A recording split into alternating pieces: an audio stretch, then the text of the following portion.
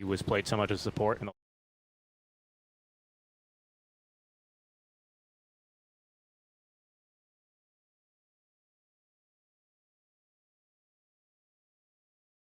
I think if we do want to consider alternate builds, and I don't think so because Vansk was already started off with the Blightstone, maybe this is a lane where you want to experiment a little bit and go with the magic damage, right? And just go for overwhelming magic damage. I see a lot of synergy here between the Scatter Blast slow and, of course, Gyrocopter's AoE damage around him. I agree. But we'll probably see Lil Shredder. I think that's kind of the preferred build these days.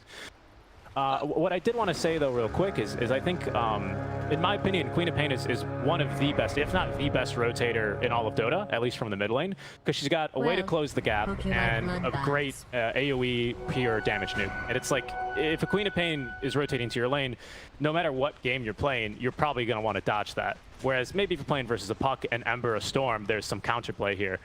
On a Queen of Pain, it exists, you know, if you have the Hex or something like that, but overall, I think Dendi could have a lot of impact is basically the point I'm trying to make here on a hero like the Queen of Pain. Of course, countered by the rotations of Tiny, who we've already kind of gone through. Dendi is going to be pretty vulnerable to the Avatos combo, so I'd be interested in seeing how Depressed Kid, if he is going to counter-rotate, you know, if Dendi's missing off the map, if he's going to TP preemptively, make these sort of rotations to try and counter this early momentum that Dendi can bring his team. I can see what you mean with the Queen of Pain. Like, she's a, if you imagine like what is a mid laner, that's the Queen of Pain or Puck, the very basic mid laners in Dota. TSA, top lane. Yeah. TSA might be falling here. Sayu, no tag team left. Actually, they stopped attacking TSA. The body block from Watson. Oh, wow. I mean, they don't deserve this kill. They do not deserve. They stopped attacking TSA to attack Watson instead, being super greedy there. And TSA survives towards the end. Nice body block by Watson, utilizing the vision there effectively, right? Yeah. He blocked their vision as he went to the trees. Really smart. Very nice. But back to traditional mid lane. Yeah, right? So the Queen of Pain being a traditional mid laner, much like Puck, right? I would say that Void Spirit might be a better rotator than her, because he has everything and more, I'd say. Like the upgraded version of a Queen of Pain. But I agree with what your point is. She has a little bit of everything, always useful in any stage of the game. Has really nice flexibility as a hero. I think the Axe build is honestly quite viable occasionally on her nowadays, which helps her cut lanes and, you know, be more defensive. I do like the pick overall. I just see the Tiny as a potential counter in the mid game here against this because of her lack of survivability. I think Puck is better in that role. Oh. TSA getting clapped by the Hellbear Smasher there. He was going to try and run after Sayu, get some damage in, but I think with 130, he's not going to be too interested in that tag team back up in 10. No, I think you make a fair point. I think Void's up there for sure, but the only reason I say Queen of Pain's a bit better is I think a lot of the times Void can be conditioned on the mid lane matchup to go for maybe a build that's not going to make him such a great ganker. Whereas very rarely that's the case for Queen of Pain, right? I mean, all her builds are good for gank. Exactly. That's kind of, I don't know. Again, it's hard to really make these absolutist statements in Dota because Dota, as I like to say, is a game of exceptions, right? You know, but I think for the Queen of Pain, because she's a little bit more simple on surface level, but has of course lots of intricacies. Her toolkit is, I think, positioning her in the top 3, I would say, of best gankers in my game. So. Oh, I mean, what the point is for this game is that she does need especially towards the bottom lane. Definitely. Change that they made, right? Because they put the Enchantress instead of the ET, as we were explaining. ET is doing a decent job up top, and the Enchantress can at least mitigate the snap. So this is helping bait a fair amount in the early game. However, we are still seeing Limitless struggle so much. And I would say the same thing actually about poor Watson, who, despite a great body block, is still equal in terms of last hits with the Venomancer, and with less denies than him as Yeah, this lane is just, it's so difficult for him. Again, Petushara on the Veno just carries everything that he hates. It was first point in the Gale, of course, to try and get first blood. They unfortunately just missed out on it, as you've recalled already. But Poison Sting is really what you want versus Watson, and it just kind of makes his life a living hell. All that damage over time that he can't get rid of, that he's going to have to time walk over. He's going to consider what to point the third skill points into, and this is going to really determine how he wants to play the rest of this early game. Like, does he want to try and just rush the Mask of Madness and just recover in the jungle, maybe with the time lock build instead, or is he going to try and just suffer through the pain? There it is, second point in time walk, he's committed for it. Okay, that's good. I think that's the best idea because Watson understands that. Like, time walk doesn't help you farm that much. If it was like a farming ability on top of fighting, you'd be like, okay, but it's really just laning. Yeah, exactly. So, I feel like time walk is better. And since Veno has not gone for Plague Wards either, which sometimes they deviate towards if they feel really cocky, then time dilation is also not very useful in lane. Sometimes it can be a way to shut down a Veno, but not this way. It's just so annoying. Terrible. It's disgusting, this matchup, and Watson is I mean, at least he's still going to be useful with the Chrono alone. The thing is, you don't have that much of a Chrono combo, right? It's really just Earth Split. Maybe you add the Sonic Wave. But it's not like you need a Chrono to set up Sonic Wave. Yeah, you've got a good point. I would say, like, the only counterpoint I have to that is the cores that we want to be killing right now for Team Empire. You know, like, if we can kill Tiny, that's fine. But as long as you deny Tiny kills, it's almost as effective as killing him. Maybe even more. Because he has to do a lot early. You're right. Yeah. Exactly. Who you want to be killing is a Gyro and maybe even the Venomancer, right? Your space makers and then the man that wants to be farming. You want to kill Gyro specifically this game because it's going to give Faceless Void, who's having obviously a terrible time top lane. So is TSA. Just ask him. Getting just killed. Denied though, by Watson. But that tag team level 2 was doing quite the number on him. Yeah, but he used it to his advantage there because it does actually affect anyone who's attacking the hero, right? Including your allies, and because he had Poison Nova on top of him. That was really clever, actually. He got it denied before they expected it. Well, but Watson doesn't get any last hits, so... Exactly. Yeah, like he last hits his teammate, but that's one of 16 he has this game, right? That's not a whole lot. And if you compare this to the Gyrocopter, who's doing a bit better, 23-9, he's having a fun time here. We need to kind of level the playing field, right? And I think targeting Gyro for these ganks, who is relatively easy to catch with one stun, plus anything else, is going to be pretty nice of a kill. And I think Watson is going to end up thanking you for it and repaying the favor later down the line. We'll see what's happening in the other lanes, though. I'm interested because I think Watson just has to recover for such a long time anyway, and Venom will fall off. That's fan score? Yeah, bottom lane, this is where the action is at right now. We are seeing the opportunity with the bash to just finish him off. No fear. Fair amount of damage thanks to that impetus, and the Hellbear Smash is one of the strongest creeps early if you just want to deal damage. It's what you need against the Grandma. And honestly, 22 last hits for this lane, being as bad as it is not too terrible for Slardar. He can still be an initiator in the mid game. It is really all up to Dendi, though, which is like the perfect game. Yeah, actually, I've been taking a look at some of Dendi's stats here on bait. Of course, we've had a lot of Watson top lane. He's going to need to get denied here. Time walking. No, he needs to get denied. There he is. Okay. TSA will happily climb in as Dendi's ganking bottom very quickly. Dendi on bait so far has something like a 23% win rate of all the matches played. Of course, he's been on every single iteration, but the games that they win, he usually is balling out of control. So could use one of those games as he'll try to go down bottom, but the cookie out from Vanscoy is going to give enough space for Smiling Knight to dodge anything incoming. Here's the Prescott with a counter rotation, just looking at No Fear, running for his life as the Crush will not connect onto anyone. No kill there with the homing missile, but the Prescott will toss the tree and find a kill. Dendi's still holding on to the Sonic Wave here, but no one really within the kill threshold. Almost Limitless can make something happen.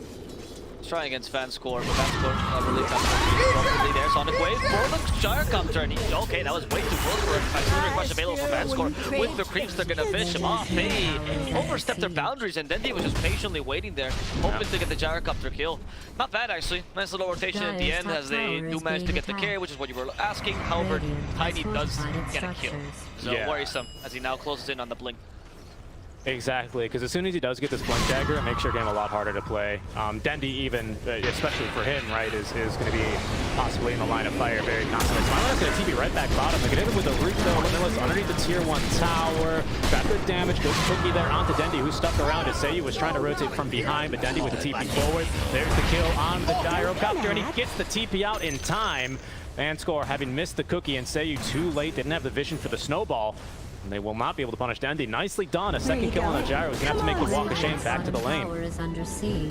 No fear, though. What's going to happen to him? Because he is also in trouble. Never mind. No bash. Just literally whacked that Grandma in the head. Seiyu might be in trouble as well, as there's the course of pain. The bash. Just one more hit will do the trick. Goodbye to Seiyu. Tiny still have a toss, but no Ava combo to go with it.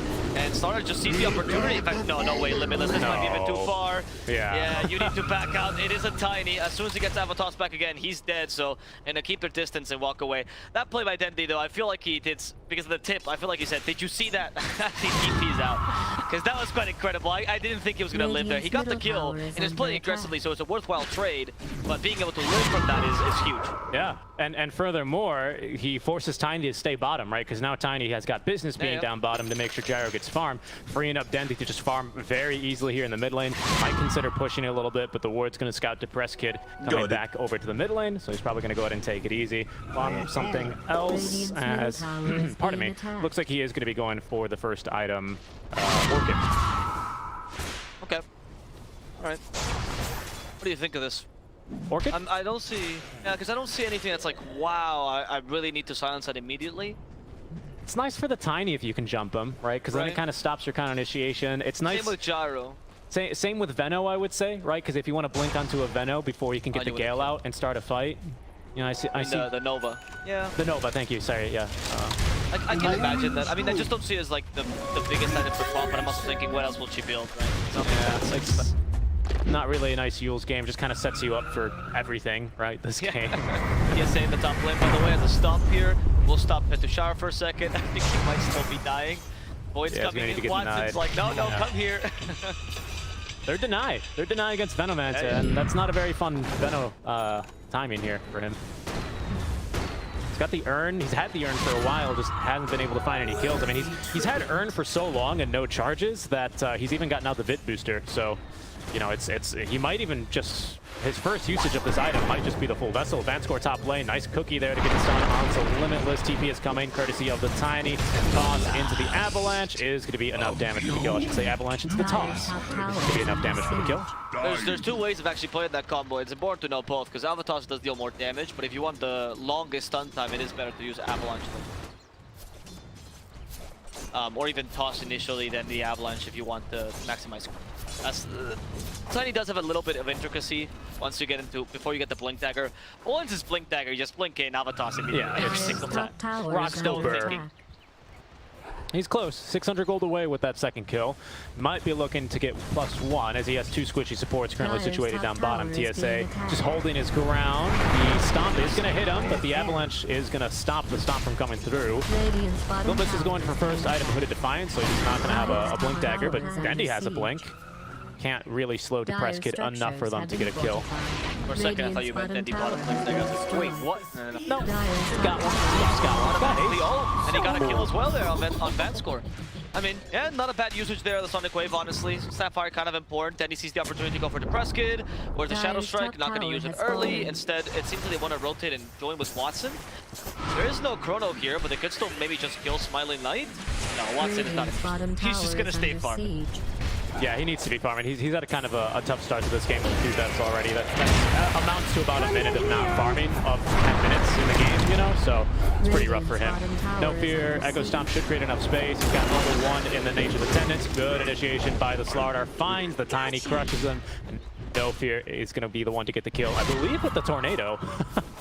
You said the kills with the Tiny weren't necessary, but it does seem like they're getting them regardless, right? It's just, I mean, they keep finding him, and with the starter, his kill is kind of easy. He's only gone for 1 point in Grow, which is a fair amount of armor, but not enough to deal with the Slaughter, of course. And I mean, I wouldn't say they're dominating the early because they're not taking too many objectives. They need the mid tier one to really assert themselves. I feel like bottom tier 1 for Dire is. Yeah, I don't really care too much about. That's true. I guess the reason I said you don't really need to kill Tiny, I still stand by that. But I was trying to no, I get that. But I feel like a lot of the times the trap that people fall into is we need to kill Tiny, and then they'll go and the ways and the places specifically that they try and kill Tiny is like underneath his tier 1 tower. Supports rotate in, and then they turn that gank into a kill for Tiny, right? Yeah. So, but the ways that they're killing Depressed Kid here, you know, they killed him once here, they killed him once kind of underneath the tier 1 tower after a long fight when he didn't expect him to be back. So actually that was his first kill. Honest, a couple of times they found him out, just kind of out of position, trying to find ganks. He's trying to do something with himself, but unfortunately Veno and Gyro are just kind of static as well. It's not really their fault. They're playing well, but the Tiny has a lot on his shoulders and he has nobody to do it with. Maybe the Tusk? Yeah. But he has no Blink Dagger yet. So and I guess that's the thing, right? I guess that's what I'm getting at here, is that the counter initiation, especially early, thanks to just the skills that we have drafted on Team Empire, are really good at counter initiating. Like Snowball, Cookie, right? Probably some of the best 2 early on that you could ask for. You can have those at level 1 if you want. Yeah. So the fact that they are finding the Tiny in these awkward positions where you can't immediately help him out if he's in trouble, I think that is actually a really good sign for Bait. I think that's like, hey, you know, we can go for a quick pick off on the Tiny. If we don't get him, we just back up before TPs come in. Talk about kills. Instead, they find Slime, which is, I would argue, much more important tiers that you joins in. Mortimer's kisses as well, but time one Watson Just gets away. There's the Ice Shard. They were planning this from the start. War's Punch on top of that. 2 ultimate juice for Watson. Will this work out with a snowball on top of that? Watson regens a bit of HP, and that's going to be sufficient to keep him alive throughout all of this. He continues farming Watson. Oh, you greedy carry. They're not going to go for him. They don't know. Even though it's daytime, they might just see him. They've got a ward here, so, you know, ET nearby to kind of initiate. Oh, okay, they're going to get no fear. Depressed Kid, I think that might have been the Blink reveal. It was. So Blink reveal onto Depressed Kid. That's kind of why you drafted Enchantress, though. So, you know, all according to plan. Tank ganks. Tank ganks, you know, oh, it's the first big item. So Dendi shouldn't be surprised here, and he isn't. If Depressed Kid does not tank that gank, Dendi's most likely dead here, for example, right? Yep, I agree. So nicely done by the Enchantress. But yeah, I was going to say, that's kind of the double-edged sword of picking the Venomancer versus Faceless Void. You are going to condition him and going for probably maxing Time Walk first, which makes killing him a lot more difficult for the rest of your team. And I think that's kind of what we saw there. I mean, he can read the game, obviously, and sees the opportunity. Zarkov is fighting his own fight in the bottom lane. There's a TP from Venomancer. That they're really committing for this. Can they kill him with the bash? They will do so. And Smiling Knight is down, but Limitless could also fall if Vanscore can find him. There we go. The toss to the Venomancer sets up Plagueord. Can't go that way any longer. Limitless with very few places to run. He's going to end up flattened by the Tiny. Not bad though, because I think it's an offlaner for carry anyway, so that's kind of a win for Bait. However, Empire do need these kills a lot. So at least they're doing something, right? The thing is, Bait, the longer this game goes, the more their heroes scale. I really do not trust the Veno past like 30 minutes. He's really meant to be strong now and forcing 5-on-5 engagements, and they're not accomplishing it quite yet. Yeah, exactly. And let's just take a look at kind of how these 4 deaths make that on the gyrocopter have really affected the game. We talked even in the drafts, of course, Veno versus Faceless Void is kind of just a poo-poo time, and that's definitely true, but as we haven't really seen that play out, just because, you know, we have gone for the Time Walk max, we have now successfully ganked our gyrocopter a bunch, so far mission successful, but the smoke gank is going to find Watson, Depressed Kid with a blink on in, but again, he's going to have the Time Walk away. The snowball was not in time. That's going to be another ultimate used for not a kill onto the Faceless Void. He got Chrono in 10, might even look to turn. Going for Sayu, he also has Mask of Madness, means a little bit of extra movement. No, instead, keeping it. There we go, nearby with the Orchid on top of that. Sayu can't turn it back either. The time blocks are plenty, honestly, but in comes the Tiny to interrupt as it kills Deadly in the process. Still has the Chrono they needed. Chrono's right up the cookie as the call that falls on the button. And Watson needs to retreat. They don't have much damage inside the Chrono. Bait, I don't know if you should be staying here any longer. The Venomancer's coming to join them, but Tushara sees that Bait finally will listen to reason and retreat. And loss of Dendi, maybe a bit of an overextension, underestimating the Tiny Blink Dagger, which is already online for Depressed Kid. Yeah, unfortunately, Bait kind of make the same mistake that Team Empire made around the Tier 1 tower, where they kind of just assumed that Tiny was going to leave. Okay, but now they're going to jump in the mid lane. They jump from Limitless with the bash instantly. Cookie is going to find a follow-up stun. There's no follow-up immediately. Instead, they're going to take the free kill onto No Fear, who's hit with the Poison Nova, trapped in with the shards, hit even with the Vessel. Down she will go. And that might be enough space, and it is enough space for Team Empire to take a Tier 1 tower. I'm assuming No Fear was trying to distract him, right? Wouldn't go on to... I think. Kind of how I read that one. That was a odd play. I was just like, wait, No Fear, they're killing your team. Oh, I guess they're killing you too. Okay. I almost got both of them as well, but I guess they did literally get distracted by the Enchanters. Better that she dies in the Slaughter, who is decently farmed, to be honest. Blink Dagger Hood, not a bad timing for either of these items. I'm wondering if he's going to go straight into BKB or maybe even an AC this game. I think you kind of need to go BKB first. Don't do anything. They're after Dendi in this top lane with the homing missile. Limitless is here to try and counter-initiate. Sayu might have gone a little bit too aggressively here. He will not die yet, and actually Depressed Kid with the blink, thanks to the vision from the homing missile, gets the kill on a Dendi, but they're fighting beyond the Tier 2 tower right now. Kiss is raining down, though. Are going to try and nuke down TSA, but he's now within the range. They're going to focus instead on the Limitless. 2 heroes still asleep, now having woken up, are going to look for blood. As Faceless Void is actually going to show up for the fight. Limitless with another stomp. They're going to buy back now on Dendi, who does have the Sonic Wave at the ready. Then the Shark's going to go for the TP out. He will be allowed to leave, as there's going to be the Orchid onto Smiling Knight. Limitless with another blink on in with the bash, has him locked down. That's going to be more than enough damage for the gyrocopter kill, going on the way over to the No Fear.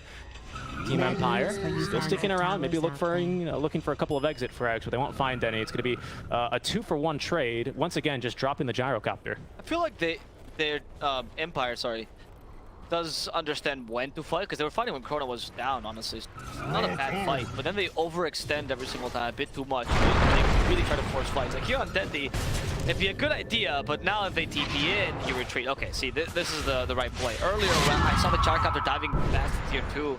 It's kind of unnecessary. Maybe they just feel really pressured to do something. That's why they're going the extra mile here. They're soon going to have a big timing up with Tushara. He has Spirit Vessel and Guardian Greaves. This might help him just force these objectives and even dive reliably. I mean, like, I see that for sure. Like, you look at, like, I think if you could, like, look at everything at once, right? We go, okay, well, there's no Chronosphere. We know that. Tiny is kind of at his peak right now. He's, with Blink Dagger, just getting kills, again, onto no fear all day long. There's no BKBs on any of these cores yet, and we have vision on Dendi underneath their 2-2 tower. Like, I think you add all those things up, and It's available now for sure, and they will kill the hero with the highest net worth on the Empire. Wow. So, not bad. I mean, Watson takes that kill as well. It's going to help him recover a bit. Decent use of the Chrono. Prescott still wants to fight this. Has a Blink Dagger in the ready. Starter in the solo position. It's nighttime. Oh, they see Vanscore, and that should be a kill on Vanscore next to the York, and he can't get away to Prescott. Hoping to reinitiate, but going back in time, because otherwise Pig would have taken him down as well. Empire needs to take it easy for a while until Veno respawns. yeah, definitely. This replay is going to be of their dive top lane. But yeah, I mean, it like I was saying, it looked good for them. I think, like you said, they understand when they needed to fight. Because again, Tiny's kind of at his peak. Gyro is a bit weaker, but he's still strong with just experience. Again, back to your quip about mid lane Gyro, just needing the experience. But yeah, just a little bit too aggressive, and Dendi buying back there, I think it does end up being a little bit worth it, especially because he's not died yet, but they are smoke ganking on over to him. Might not know, farming the way the tier 1 used to be, so you smoke's gonna break, Prescott with a jump on in, Snowball, and the Walrus Punch to secure the kill. Dead for 75 seconds now. Yeah, okay, so I Caster's Curse Dendi, my bad everyone, but a good kill for Team Empire. Yeah, that was a great kill for Team Empire. I mean, this is awful now, because Dendi is, like, without the reliability of Dendi as your secondary core, then Empire's draft actually not looking that bad, because honestly, they're pulling off a really nice tri-core here, and Tiny can eventually turn into the secondary carry. It just so happens that Queen of Pain has a smoother transition, but not if she falls behind, right? She needs to keep going to pressure. It should be her moment to do so as well, with BKBs coming up on her, also one on Slardar. They're still halfway through. Watson trying to finish that side. Not a very high net worth game though in general. And dare I say that that's kind of a common situation I feel like we've seen from Dendi, even in Season 1, right? Like, if you recall last season, as the puck pushing into the tier 2 tower and then just getting hexed and killed by the Shaman, basically. You know, that's something we have seen from him a bit. I mean, it's good execution from Team Empire, right? Dendi's not just falling into their lap right there. It's a pretty reasonably safe place to farm.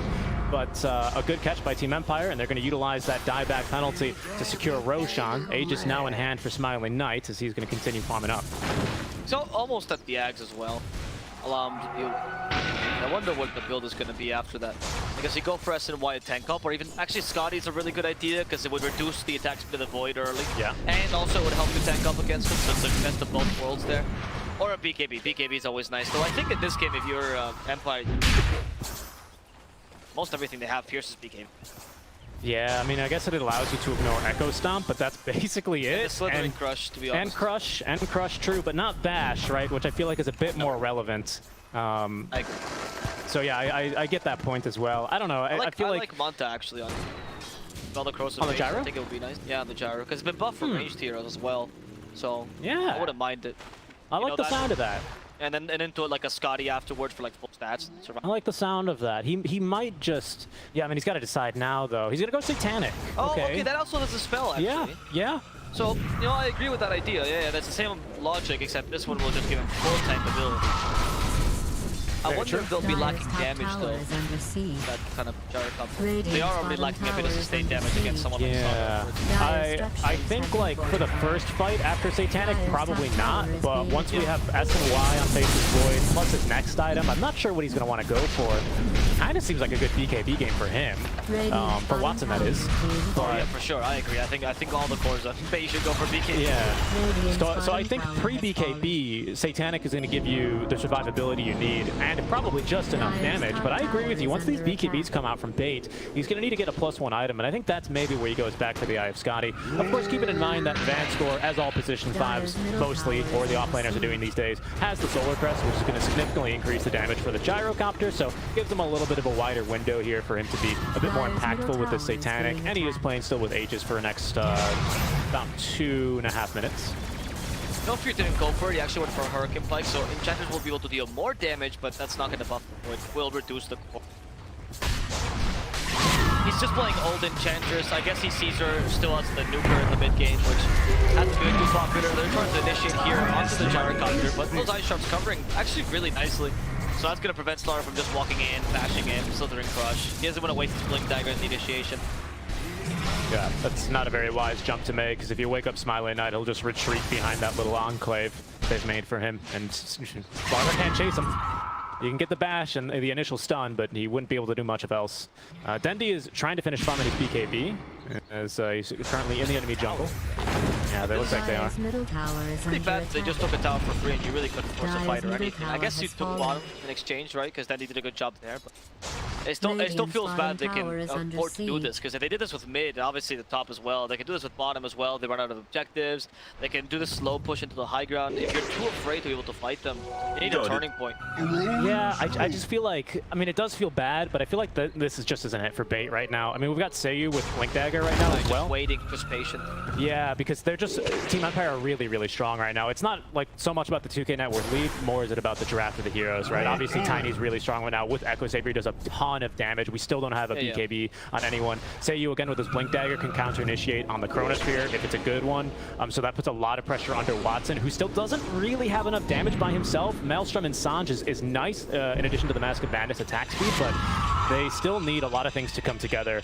And I think without Dendi there, without BKB to kind of tank a couple of spells, it's just not easy enough. So plus Aegis, right? So Watson is really good. The S and Y will fix that a bit, but then he has to go immediately into BKB. Just don't have to. Already have enough damage. Is how great that buff is, right? With the S and Y, like. But like this, you need to build a lot more items to make it effective. I wonder if you go just like after the BKB straight butterfly or something like that. Go full damage build.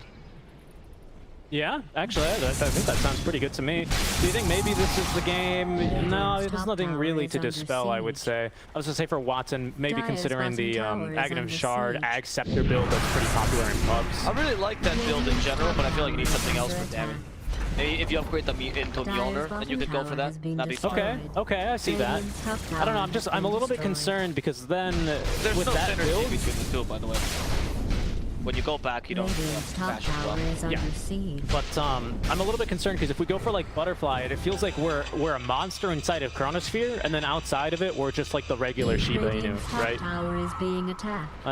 That's kind of the concern. Whereas the Ags gives you a little bit more of fighting potential, but doesn't make your Chrono as strong. So the question is, do you have team fight outside the Chrono? I'd say kind of minor on maybe good point. Good point. We're good at pickoffs. Yeah. But that's not team fight. Exactly. Even like a Centaur or Tide or whatever, be like, okay, you know what, go for a more all-round Void. But I feel like it's Chrono or bust this game for them. Okay, that's fair. That's fair. You know what? You've turned me to your side. I agree with you. I'm glad.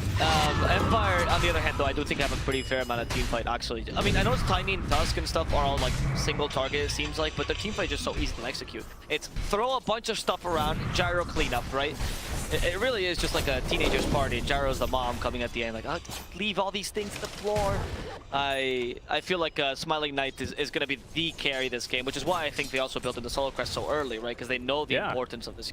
This is kind of how Smiling Knight usually likes to play Dota. I feel like his team, pardon me, whatever team he's on. It's Full Protect 1. Full Protect 1, yeah, kind of like the RDO style from the previous bait, you know.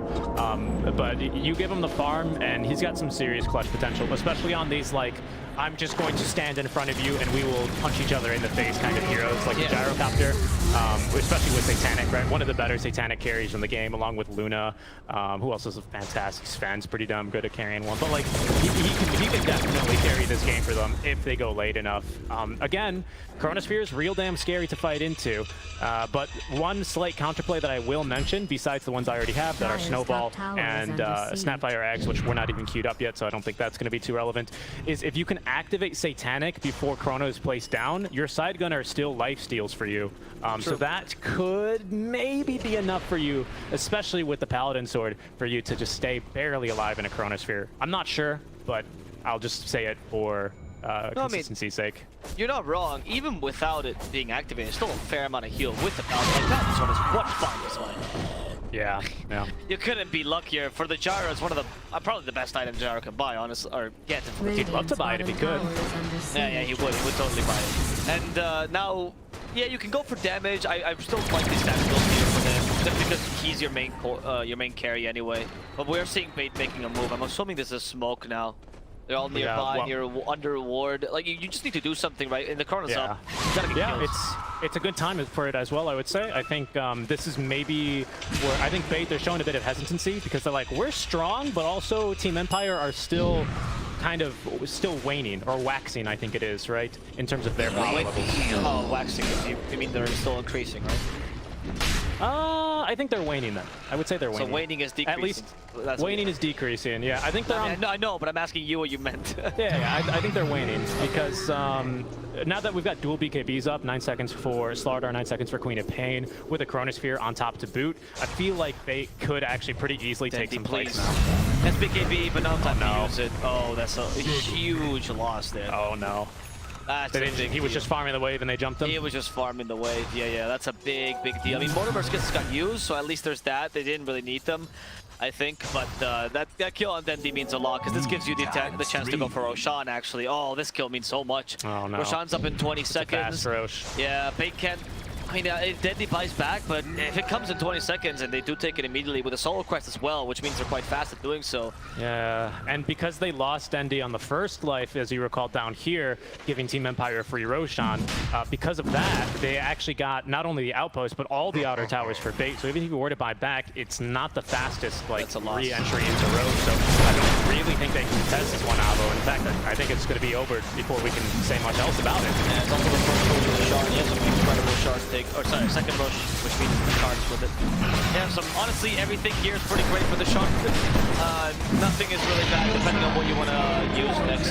Apparently they're going to give it to Veno. He's one of the honestly best shards in the game, just flat out, right? Always useful on this. Because it summons the 2 Plague Wards and it increases the range of Gale by a bunch, by 400 units. Which means now sieging high ground becomes much easier because you get many more Plague Wards, and you also have the H on top of that. With Butterfly coming soon for Gyrocopter. Dendi's pet mouse needs to be fed. I hate it. Okay, let's all give it to Chibi. Chibi is Dendi's pet. Absolutely adorable creature. He always shows it in the Bait videos. Go check him out. If you go to the Bait Twitter, you'll find him. Indeed, I think they're what, at Bait Esports GG. Indeed, and if you can't find the Chibi videos, right, you gotta go to our Twitters, Mr. Rival Plus and Seeker Strike. If you follow them, they might appear for you. Might. They just might. They Who knows? just might. Yes. But yeah, that second death on Dendi, unfortunately, is going to free up Roshan, so now we're looking pretty strong. Aegis and Cheese, as well as that Aghanim Shard. So Cheese is going to be on Tiny for Depressed Kid. He's also clocking in with his 9-second BKB by himself. Again, doesn't really mean a whole lot for him this game, considering the lineup that Bait has, but it does help him tank up just a little bit more, that extra 200 and something HP. And the Magic community to not get crushed immediately by the Slardar. And I think actually having it for the Dispel feels really nice this game too. Yeah, I guess because you're the initiator, right? It's justified for you to... I think there might be better items, but also since you're committing to this initiator build, we're not seeing it go for it, right? You might as well... What other items will you get? Shadowblade maybe? Against the Slardar, I don't love it. The Overwhelming Blink will be a nice little addition to this. And since you didn't take the shard, that also shows that Empire is not looking to rotate the Tiny into that position. They might just put the Veno there. He's not too awful at fulfilling the secondary carry role. Or maybe just all in on the Gyrocopter. It's not crazy, because his matchup against Void is pretty good. But that's a grave that Bait dug for themselves, and we mentioned in the draft, because they picked the Void into the... Yeah, for sure. Oh, yeah. I was just taking a look, scrubbing through the replays here. But yeah, back when we were saying back when Bait was kind of as 5 holding in their triangle, much like they are now, even Dendi actually in the same spot, it looked like they were like, maybe we fight, maybe we don't. They decided against it. Dendi, maybe he was like, I'm going to clear, push one wave top, and then we go in because they noticed top was pushing in there. But ends up taking, again, a really crucial death and what might be a very costly one indeed, unfortunately, for the likes of Bates. Going for the Sheepstick next, as Slardar still has not really gotten the chance to use this 9-second BKB. Miller has Dendi, Faceless Void, and now with his own 9-second BKB on the way, following the completion of the Sanjin Yasha, has queued up the Eye of Scotty as his next item. That's who. That or, like, I was gonna say Butterfly because Butterfly deals more damage than Scotty, but fair enough, you know, you're just taking this still. It's crazy how this region, which used to be the... I mean, whenever Bait plays up here, they just slow down the game. Someone in the chat will make the joke, oh, so Dendi can play, right? Slow down the game. Well, you know what they say. If there's one Bait fan, it's me, you know? I mean, I feel like the last season they did the same with RTO, right? They just played 60-minute games, and that's when they got scary, though. It's like they had some time to upgrade, but once they got to 60 minutes, they would play like Dota as well. Just crazy, because you don't usually get that from teams that are inconsistent. Yeah, and a lot of like pros and even like, you know, other analysts will be like, yeah, you don't get to practice plus 45, plus 50-minute Dota in scrims. Usually it doesn't go that long. So it's kind of like you're not really flying blind at that stage, but it's not really super rehearsed either. No, but you know, Dendi's played every competition Dota mode to that. I wonder if he has. What? Now there's I mean, obviously there's a couple of heroes that you haven't played with yet, specifically Dawnbreaker, but there's a big number. Mainly range Rex. Are they just gonna let him fall? They? No, but they have initiation. Okay, Smiling Knight.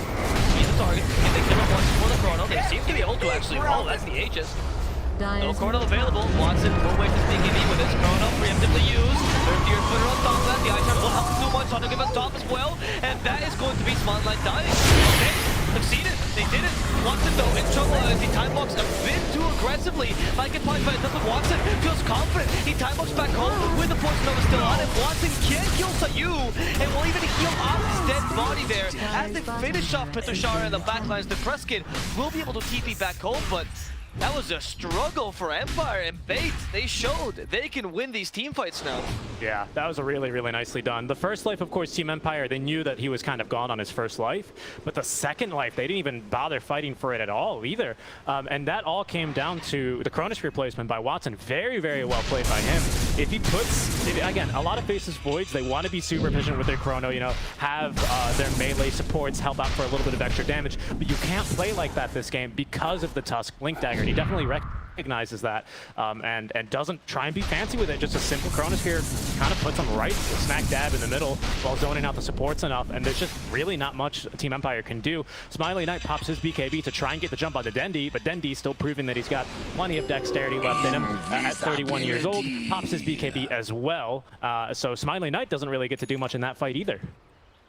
I mean, that was just the fact that they left him alone in the beginning to me seemed a bit odd. They had no save for him when they put him in the high ground, just assuming they just would do the trick with the Chrono existing, right? It was just a very cocky play by Empire, which ended up costing way too much. You know what I mean? And he forced that Cyber for him. Now for PSL, they're gonna kill. This would be kind of nice. If you're gonna get well, no fear is going to fall, but it seems like Bait. No, they want to retreat. There was a moment there where they were all surrounding the enemy, but it seems like they all wanted to retreat. Just in different directions. They scatter like the wind, and they end up only losing the supports. Not too bad, especially forcing a buyback from Snapfire.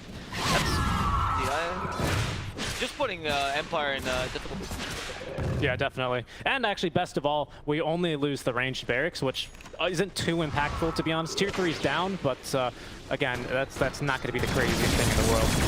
Smiling Knight, by the way, he's going to just go for the butterfly next, so he's going to force something out from the likes of Fate, as they are going to go and try and finish off the bottom lane of Barracks. Dendi, he can always decide to turn that Orchid into the Bloodthorn instead of going for the Sheepstick for the True Strike it provides, now that Divine Rapier no longer grants you that. Or we can see Watson perhaps queue up instead of the Eye of Scotty, the MKB. We'll see what they decide here for the likes of Bait. Pretty crucial because I think a large component of them being able to kill the gyro was Slaughter landing the attack guaranteed for the bash. And not having that guaranteed is going to be a little spooky, especially because if they wanted to, Team Empire could decide to throw the Elven Tunic onto Smiling Knight as well to really exacerbate this issue. I don't love that though, because you know you have Paladin Sword. Even though I like Elven Tunic, but I agree with your point, right? Like you just can't go for Bloodthorn option because once he has BK, so it seems like it's just a lost case. Or actually Satanic. Oh right, it's true. Yeah, you can even do that. Yeah, good point. Good point. There's no point in the Bloodthorn because of that. So MKB for the Void seems fine, right? Because it's good item for him. But the Slaughter, yeah, he's gonna struggle now. Just get more attack speed, right? If you miss, just hit faster. That's the solution. Just brute force your way through it and hope that you can still hit the gyrocopter. I think that's your only option, really. Maybe Bloodthorn deserves a little bit of a buff. Maybe it needs a hard dispel instead of a basic dispel. BKB, the problem is just the price is like, by the time you have Bloodthorn, the enemy team always has BKB, right? Yeah. So it's a nice late game item, mind you, but that's the problem. The evasion beating thing is not really useful against most. By the way, No Fear is like you're saying, going for the old school Enchantress. Even has the Academic Scepter depleted now. That's the Sproink. Actually, kind of insane, by the way, this ability. Yeah. Very underwhelming. If you ask Crit thinks this ability. Well, yeah, but if you see Crit play with this Sproink, it's also kind of, it looks like the most broken eggs in the game. Well, everything that Crit, I mean, that's fair, but I'm just saying, this is his opinion about Sproink, and he's actually really good with it. He likes to build a bunch, and it's like kind of a pseudo carry Enchantress. It's better if you play her offlane with this build, but I don't know if you've got enough time. It's been one of the longest games. This is why Bait excels in the late game. They're all carries. It's really just 5 carries, or 4 carries and PSA. That's the game right now. Once again, disciplined Dota on top of recognizing how strong these ward spots are and fighting underneath them. Both teams kind of refusing to leave. Eventually, Bait are going to be forced back because of basically Plague Wards. So Petushara is doing a strong job for his team and continuing to zone away Bait. All the ultis up, operational for both sides. Of course, been reclaimed long ago, and Roche may be up as soon as in 30 seconds to a further 3 minutes after that. You do have Chrono available now for Bait in addition. We saw the other Chrono one. Oh. Now you got on the Aegis. Real quick, Smiley Knight's got Minotaur Horn equipped for this next scrap as they are smoked up, so he's put the Paladin Sword away. Okay. I mean, I think that's fine. Tier 4 items tend to be Tier 3 items. I like the Aeon Disc choice. I don't know if he's gonna buy it yet. Since you have cheese, I mean, if you get Aeon Disc, it's risky, but you might just win the fight outright. But I guess Smiley now. I mean, it's risky. I don't think Aeon Disc is, in this game especially, one of those items that's like, we're going to win with it 100%, or we're going to lose with it 100%. Like, I don't think Aeon Disc is really that tier of item. A make or break item. Yeah, it's too... Like, it's useful to have almost always against a Void as the direct counter, but don't want to put all your eggs in that. Definitely. Definitely. Because if they scout the Aeon Disc, Bait are probably going to know there's no way he's got buyback. Let's run it down mid. And they push pretty darn fast as well. Oh, there's the big items. Yeah, Scotty finished for Watson. Shiva's finished. Sorry, make that Scythe of Vice finished for Dendi. Okay, Scythe of Vice, interesting choice. Actually, a good way to make use of the Bloodthorn, I guess. If you use Scythe of Vice and Bloodthorn, you can't use BKB or Satanic. So you're custom Doom, I guess. Pocket Doom, as they say. And by the Doom, as it looked like Dendi was eager to make the jump there, but will not be able to close the gap soon enough. That's going to be them scouting the Scythe of Vice, though, as we continue to pick up the Tier 4 neutrals. We've got all 4 of them now for the likes of Team Empire. Then no one's holding on to the Telescope, nor the Penta Edge Sword as of this moment. Whereas Bates are... Oh, nice. Telescope is going to be nice to have for this Enchantress. And then, is that Trickster's Cloak? It is. And then finally, the Illusionist Cape for our Faces of Void. This game actually really good on the Void because you can as well, so you can hit both. So it might actually be one of the few heroes that can use relatively offensive. Definitely. He is gonna. The MKB though is, I think, the turning point here to deal with the Gyro Butterfly. I mean, they're chilling. You know, both teams playing quite safe Dota until now. This might go into the late game. I do give Bait a bit of an edge then, honestly, because you still have the Chrono power. I feel like that's better. Yeah, I agree. I would have to agree with you. I think it's just so tough to fight into a Faceless Void, especially once he gets this MKB up. He's going to be clocking in like close to 4,000 HP. He's going to have probably 20% backtrack as well, so you have to add that onto his effective HP as they're going to complete this TP from Limitless. Watson was coming behind to support him. I've actually never seen a Void go for the talent these days. Used to be the case, but maybe like so many patches ago. Team fight.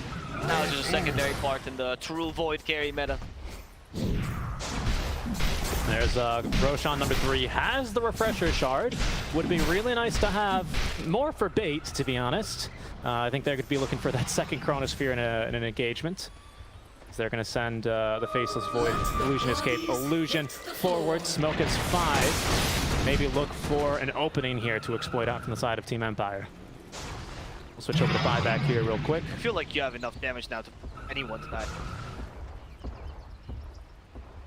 I think Bait is looking in a strong position. We saw Caress also brave for going high ground right after. They might just find the Tusk. Bait knows that if they initiate in the wrong spot, they get caught by the Poison Nova and they can dance around a bunch. Still have Mercy. It's also one of Tiny's best assets, right? Going in and out of fights.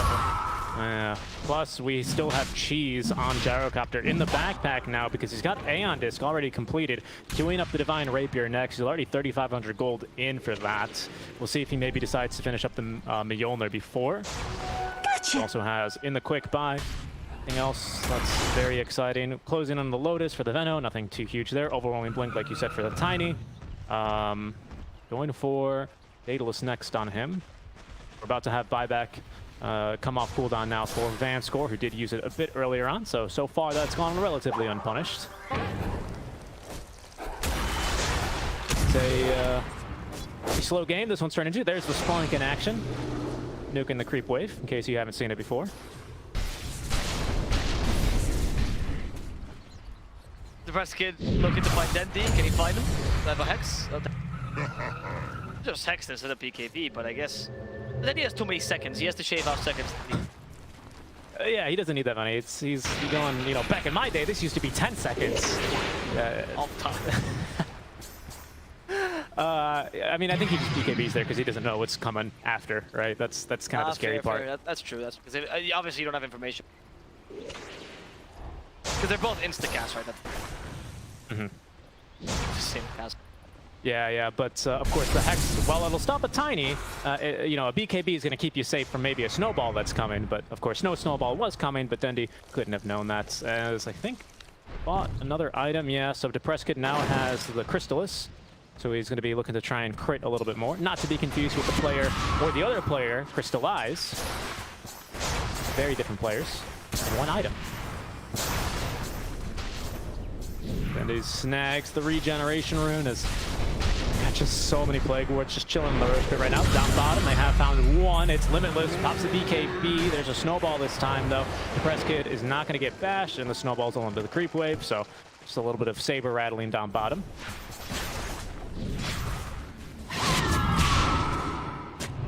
I don't. I'm just waiting for the team fight to happen, Richie. At this point, we can keep theory crafting about the items if you want to. But it does feel like I just feel like Empire should be doing more. I don't know if they're just waiting for the 30-minute peak. Like, do you think maybe this goes 60 minutes? That's what they're waiting for. That's the power. I think they're. I don't know what they're waiting for. I mean, I think Bait are. Maybe, okay, so Bait, Dendy's close to 25, so unless they can get a free pick off here on the Gyrocopter, who's a TP underneath the ward. There's Limitless with a bash on in, but he's just going to force the Minotaur on, and they will back away. Maybe a wise decision as Team Empire were smoked behind him, ready to go and counter-initiate on the likes of Bait. Heck, they might still make a play.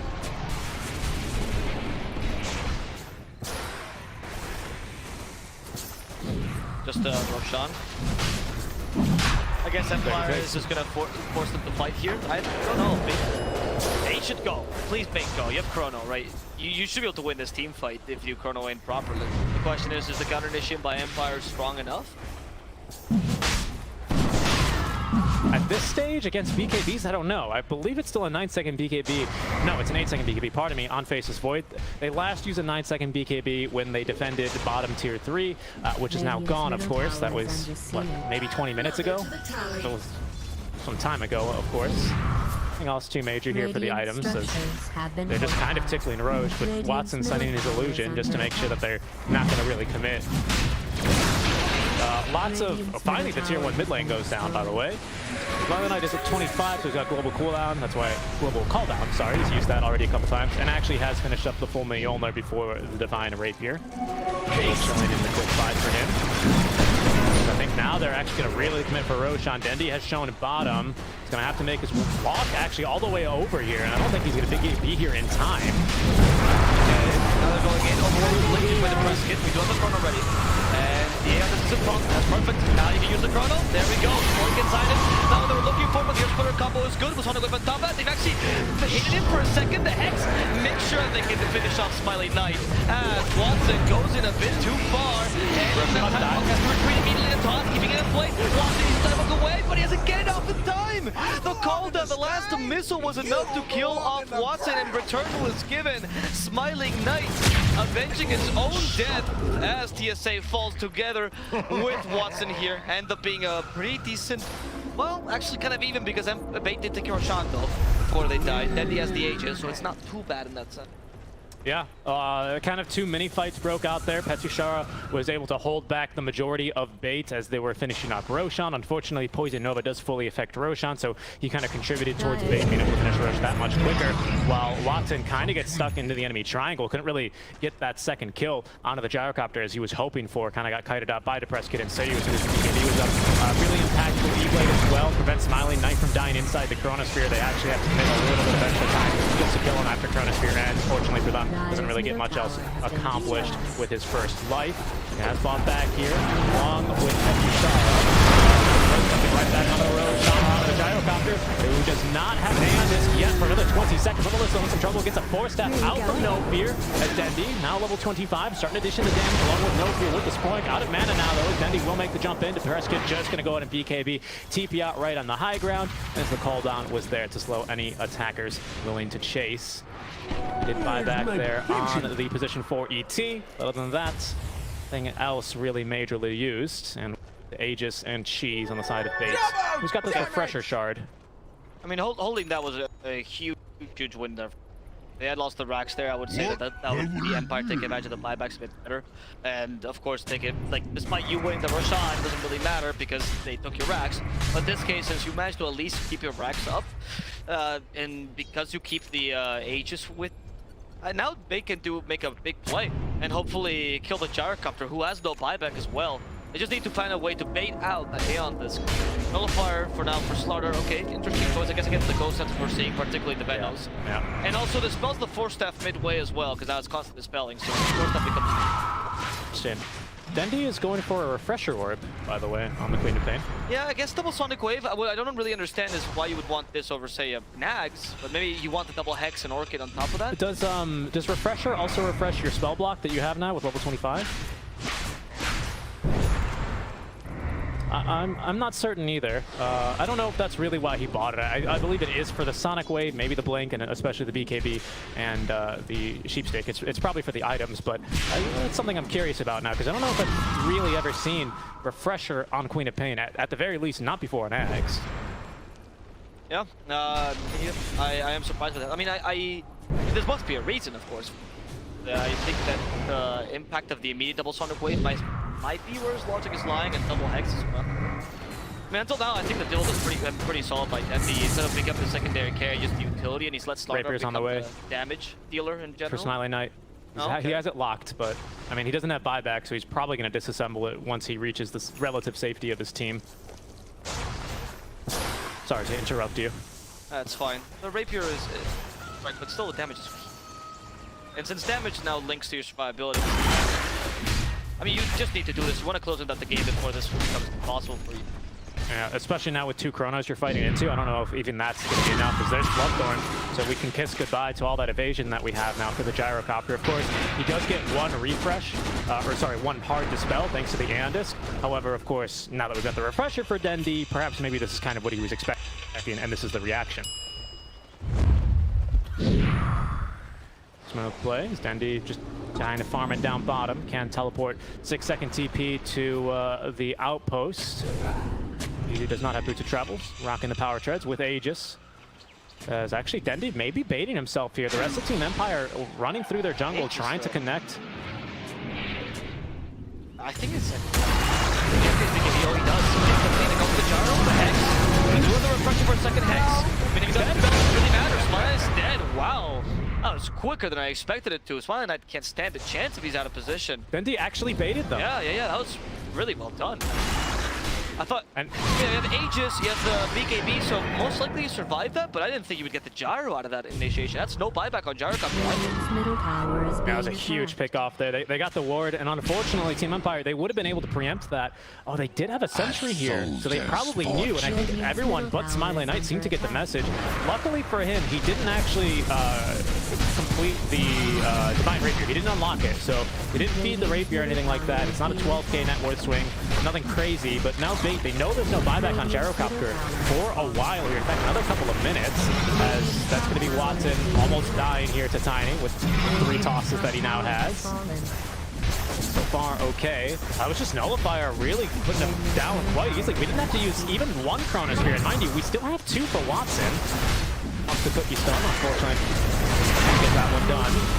Dendi jumping on in with the Hex onto the Press Kid. Just a bit annoying for now. The Press Kid now with Daedalus, by the way, so can pump out a lot of damage, especially with the overwhelming blade that he currently has had completed for some time.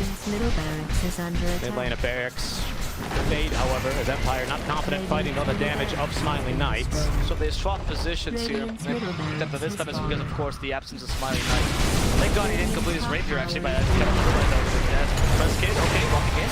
Sees the opportunity. Can he kill Dendi in time? Dendi, ooh! The blink! Gets him away, takes the BKB, doesn't take the top damage either. And go back in with the Corona jump for the Tiny Sonic to go top of this. And they will, no! They'll save him with a gobble up. The Sonic can actually put him close enough. He'll die inside Snapfire's mouth! The Dress Kid wasn't able to survive that. It just pops out and dies immediately. Flies back to try to fight against the Stardom.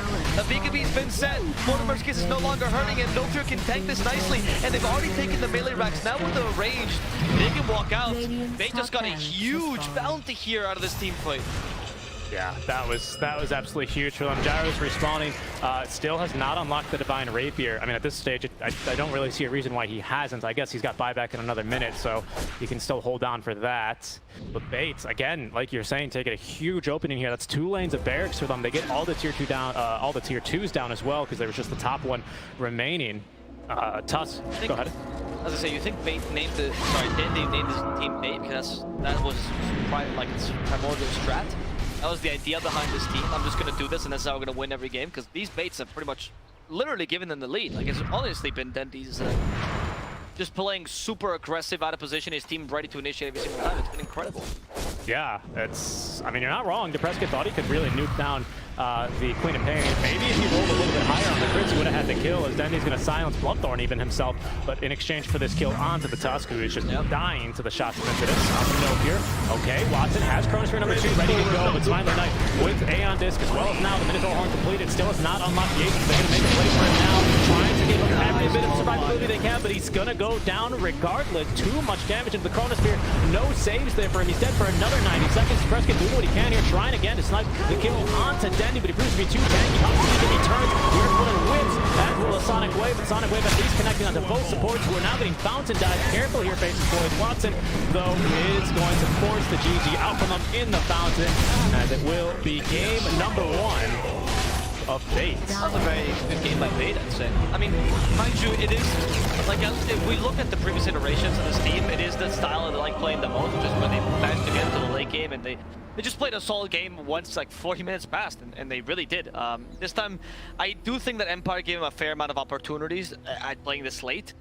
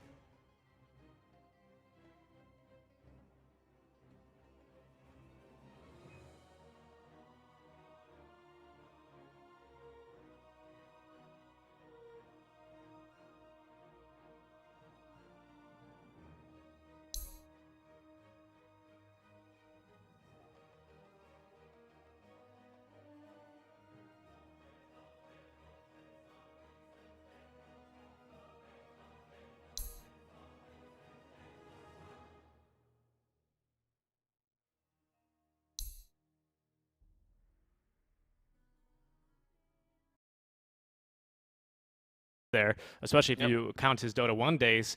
I was also a bit surprised by the refresher, but it worked beautifully actually to counter the Aeon disc there of Smiley Knight. As we'll go ahead and bring it back to our studio here just to break down that game a bit more. Thank you guys so much for tuning in to our Minor League Monday coverage here for DTNN2. I'm Richard Garcia. With me is Mr. Abo Plus, Alvaro Sanchez. How's it going? Yeah, it's going well. I enjoyed that game. I like to see Bait win occasionally because I think their team is quite solid. They're just almost there with most games. They don't ever get like too stumped like other teams, for example, like Trident Clan that's had some really bad games with no techies. Honestly, Bait, much like last season, they kind of hold on to the end. But then, it's towards the minute 30 to 40 where things start to falter for them. We didn't see that this game. We're seeing some improvement. For Empire, I gotta say, they look very similar to me as they did in the first division. Where they play good Dota, they have solid picks and very good mechanics, but there's just something about their consistency that holds them back a bit.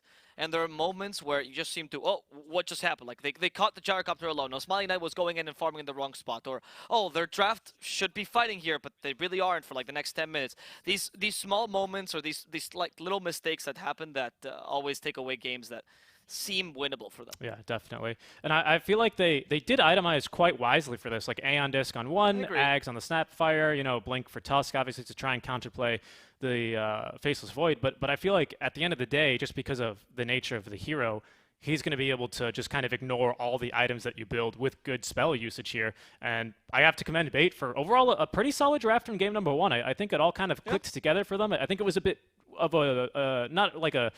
It wasn't too far out there of a draft, not too experimental, but not super standard of a draft either. And it still worked out for them. And I think that's really because, like we said earlier, they knew when they were strong, they knew when to fight, and they knew when not to fight. Yeah, I agree. And with that, we'll go into game number 2. I'm really excited to see what Team Empire can bring us for the second game. If they can bring a bit of a stronger showing and showcase why they were in upper division in the first place. Or if Fate will just take them 2-0 and take the easy victory back home, which they desperately need as they're currently 1-2 in the league and want to cement themselves in the at least middle position, much like Prosti Esli is right now. We'll come back very shortly, guys. Just a small break. Enjoy some ads while we wait for the second match between Team Empire and Bait.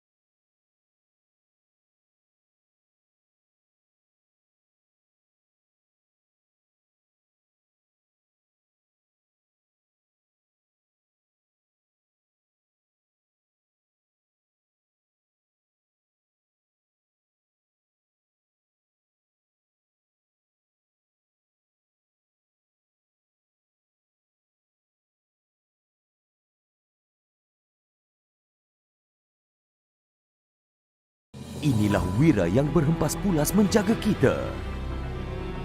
Dan sempena Ramadan ini, 3 Enchant của bên phía team B8 thì liên tục là bắt được cho mình những con đệ hoặc ăn được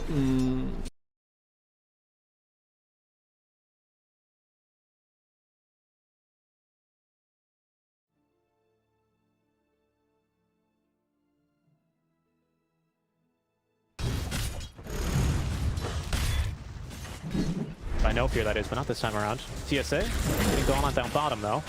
Good dive to the Tusk. Gets kinetic field. Maybe this is why he wanted the kinetic field. He hasn't used it here. Activates the Fairy Fire to no avail as he falls through Petushara. It was just to cancel the Tusk. That actually makes a lot of sense, actually. Just to try to cancel it. I mean, he didn't do it here, but I can see the logic behind it. Yeah, that's what I was thinking as well. Mag top lane, Limitless putting himself in the line of fire to make sure No Fear does not get killed there by Smiling Out and Vanscore. Found himself in a bit of a tough spot. Healing Salve will get him basically to full HP. It will, actually, because not a whole lot of HP on Enchantress to go around. She gets the... she's kind of food for the Snapfire, to be honest. And for the troll. In fact, even afterwards, if you stack enough fervor, it's just so difficult to stack fervor on the enchanted. They're gonna fracture Dendy in the mid lane. He gets off actually a nice pretty good remnant in feed. Is that gonna be enough to save him? Tag team. Oh, okay. The tornado still gets the kill. Tornado still gets the kill. I thought he just maybe saved Dendy there potentially, but the press kid knew how much damage he's got with tornado. That was pretty good though for them. Bottom lane, they're trying to do the same thing. Petushara, nice Watson. Phantom striking over to the creep wave, but Petushara already has enough stacks of red armor. There's little TSA can do to him, and also very close to the trees, by the way. TSA needs to be careful. Getting field set up. There we'll see the timber chain, and there it is. Gets himself out. So it does indeed work. Does TSA, is he just trying to force the timber chains, or what's... I guess it's not the most mana intensive ability, and we've already got Soul Ring for Timbersaw. Not to mention, what, you get 10 mana basically back from every single time you use it with the magic stick. So basically, it's only a net deficit of 50 mana for that in exchange for what, like 70 for the disruptor. So that's not something I... You can just spam Thunderstrike, which seems like a better build. Yeah, that's not something I completely understand here going for the point, but maybe it'll make a little bit more sense as the lanes continue to develop. I mean, it's gotten Tusk out of the lane for now, but he wanted to gank mid anyway, so I'm not really seeing it right now, but I'm looking forward to being proven wrong. As No Fear top lane is eating a cookie. Well, actually, it's Smiling Knight who eats the cookie and then eats No Fear. Some venison for dinner. Little enchanter skill, always useful early before No Fear can become the 4 enchanters. It seems like No Fear, despite the fact that he's supposed to be the 5 for this team, plays it as a 4. So it seems like TSA will have to be playing 5 this game, which I think is fine for Bait if they have a plan around it. Watson did decide to go early for the treads, just trying to survive a bit more in the lane. Watson struggling now, Sayud trying to find the ice shards. Has tag team only level 1, but is level 3, so he's setting a point. Potential TP cancel, potential more damage as Watson continues to farm. Mr. Charles like, I'll just kill you, TSA. I'll just kill you, watch me. I have 6 stacks of reactive armor. Now he has a bunch of them more. Petushara is safe forever. Nicely done. And I guess another reason why I'm a bit surprised to see that second points in kinetic fields. Oh, hold that thought. It's Petushara. It's got plenty of stacks here. 3 points in reactive armor. Yeah, but he's not gonna. Okay, well, he's gonna die if he timber chains 2 feet. That's almost guaranteed. Snowball will save him for now. He's gonna go over to the small camp here. Petushara does continue to regen into Snowball as well as Watson makes the jump. Shards are off the mark though. They should be dead here. If not to the PA, then definitely to the Thunder Strikes. That was very close actually, so you did a really good job there. The ice shards were just shy of closing in the PA and ensuring that Petushara can get out of there alive. That was still very difficult, but honestly, just for killing Timbersaw with a Disruptor and PA, kudos. That's a win in your book. At least, even if the game doesn't really matter that much. I mean, if you are stuck in the timber, he is. Hold on. Vanscore is maybe going to die here to the Enchanted Creep of No Fear. Yep. All right. Okay. Well, sorry, I saw that one playing out, and you were making a good point. Oh my God, he question marked him. Oh wow. Did I hear a squeak? Oh wow. Oh. Okay. Sorry, I wasn't seeing that creep killing Vanscore. Wow. I can't believe I caught the end of it. How did that happen? Don't worry, in case you're like, I don't even have the Dota game tapped in the laning stage because it's boring. Don't worry, I've got a replay here for you. Oh, please. Let's go ahead and take another look at that one. The rare laning stage replay. So he was just following him around with the creep because obviously the creep's got like 1400 HP and he's like, all right, I guess I'll kill you. I mean, he did die for that. But the He creep, did. the creep pretty much killed him alone. He did, I mean, but also, you know, it's not just about the whatever 100 damage and the 1 second stun you do with Hoof Stomp. It's also about the mental damage that you deal to Vanscore with not only the question marks, but then the tip to follow through. As TSA. Oh, really nice shot by Seiyu. He dodged his glimpse with Snowball. Nicely done. yeah, that was really well done. But that TP really hopeful, right? Assuming that the Timbersaw wouldn't kill you. Like even if he hadn't done that great Snowball play, I think he would. Yes, Chakra. Level 6 this one. So Empire at least accomplished their goal of putting enough pressure in the bottom lane. Smiley has good farm, and I would say the Prescott is ready to gank. He just needs the urn charges to set himself in. Is there any beef? Is there any beef between No Fear and Vanscore you can think of? Is there any lore here? Bottom tower is under siege. I don't know. I mean, they have played together before, That's I'm excited. that I know of. Radiant's bottom Either tower way, I mean, is he's being attacked. having a fun time poking at Vanscore here. We'll see if that continues to pay off for him as the game continues to develop. Bottom tower is under Watson siege. already into the jungle, having been really just immediately booted from the lane by Petushara. And of course, having the Magnus on the team, even a mag that's not maxing in power, you're still not going to go for the Battle Fury on the PA. It's now actually 4-1-1 here on the mag. So PA is not going to have a huge benefit from these early powers, as No Fear is going to be tanking again. There he goes. 2 urn charges though for Depressed Kid, so he can be super active now as there's the tip back from Depressed Kid. That gank is very, very important actually. Being able to get the urn charges for that now allows you to Dyer's gank middle much tower more. is being attacked. The cold snap is pretty. A gift from And the Tushara has recovered. One of the things that Timbers understands is you lose the lane, you recover nicely with Chakra. So it's not like you're completely out of the game yet. You can stock great space now.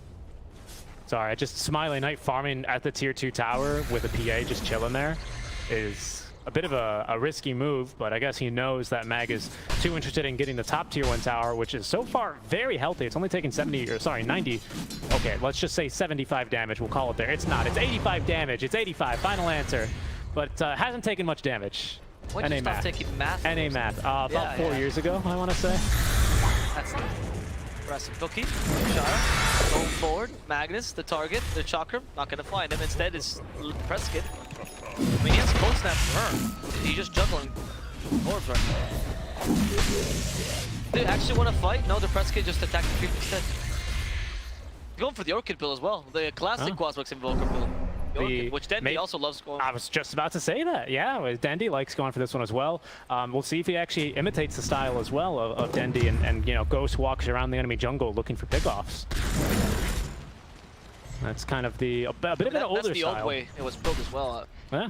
Like it was just like, I want to play Clinks, but Clinks is not available, But I'll you play Invoker instead. Actually, very true. I want to play It's Clinks. so similar because the build-up was also the same, except before you didn't even go for the. No, you did go for the Dyer's normal. top Yeah, it was, tower is No, yeah, under you're totally, attack. because it gave you the 1.5, I think, back then. It wasn't 1.8 because it got buffed kind of recently because everyone was going Falcon Blade and Ice Frog's like, stop doing this. Dyer's top tower Build is Urn, being it's still a attacked. good item. and people were building Witchblade on the Invoker. It's like, stop! Witchblade is for witches, like fuck! Alright, Petushara trying to find No Fear. Oh, extend they actually catch up to TSA. There's the MP, kill off TSA. No Fear. At least slowing down Petushara with the cookie. They actually combined all the spells there to turn her into a nice Dyer's little middle medicine. tower is under siege. Yeah, very nicely done indeed. And that tornado actually on the mark to have caught Limitless if he wasn't TPing already. Of course, he was already out of dodge by the time that tornado was going to hit him dead deep with the haste turn, trying for a kill in the mid lane. We've got Cold Snap invoked, but he's going to go ahead and back away after seeing Seiyu. Smiley Knight actually does connect on a root, but we still have a little bit more mobility for Dendy left. He'll be totally okay as he gets a bottle refill, courtesy of TSA, who does actually not refill the bottle. He must have not TP'd from the fountain. Unfortunate for Dendy. That was the biggest JK guys in a while for Dendy. Going in to try to kill Prescott and just immediately running off with a haster. Like, I guess he's trading space by doing this. I mean, he's not wasting his time too much. Farm is okay. Dendy usually plays a very sacrificial build. I think he's gonna let the Magnus take over. Going for a very greedy build. Yeah. Yeah, it just doesn't farm very well with mech either, compared to going for something like the Echo Saber, or sometimes I want to say Midas on Magnus even. is not too out of the ordinary, as Petushara, top lane, is going to say hello to Limitless. Your skewers into the kinetic storm, or sorry, into the static storm. A good RP here will keep him locked down, but do they have the damage? Another glimpse here to try and bring him back, but he's just too tanky, man. Petushara, with the Hood of Defiance, easily living, and now there's actually an Invoker coming to gank him. Petushara was like an agony protagonist on his way to fight the final boss. The fifth and stop, and that was ridiculous. EMP used by the Invoker. They can't catch up to the Magnus. Skewer cast points. Oh wow! But it's already a full vessel. Sorry to interrupt you. Oh, that's pretty great. But I mean, there's not a big target for the vessel. I'd say that actually you need a vessel for the Timber or something for the Timber. Because honestly, he's not even at his power spike anymore. Because the level 15 talent is so major for him. I feel like once if you get Shivas or something, which I'm assuming is your idea. I can't imagine anything else here. PA is not the best Scotty builder, so I guess Shiva's eventually on Void Spirit or Magnus. Yeah, I don't know if that's gonna be enough.